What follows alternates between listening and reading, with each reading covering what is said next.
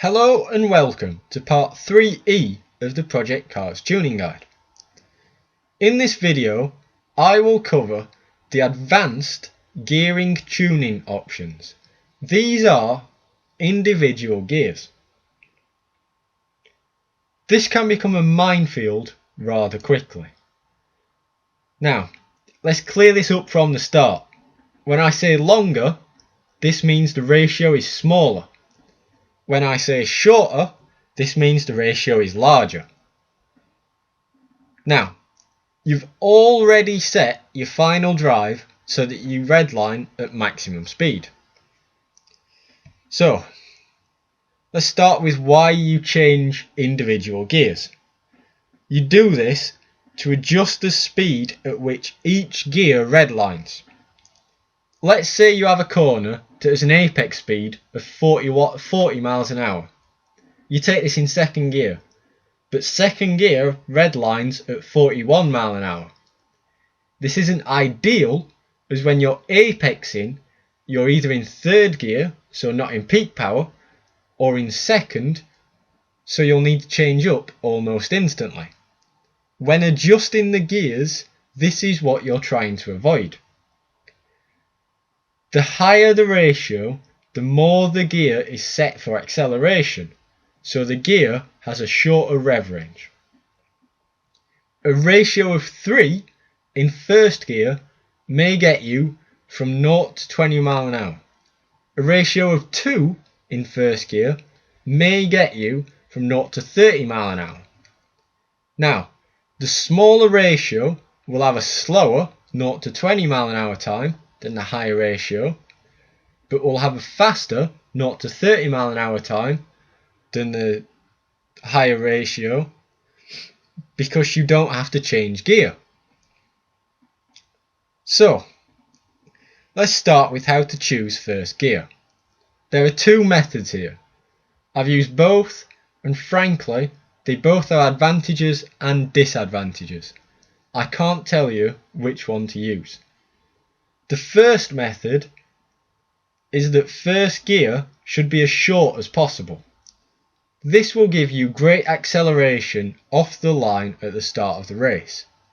If the cars around you have a longer first gear, then you will gain ground on them. Great, you say. Why does anyone use a longer first gear? Well, if you have a very short first gear, when you approach the slowest turn on the circuit, it may be too fast for you to use that gear. Now, the cars with the longer first gear can use first gear to get around that bend, whereas you have to use second.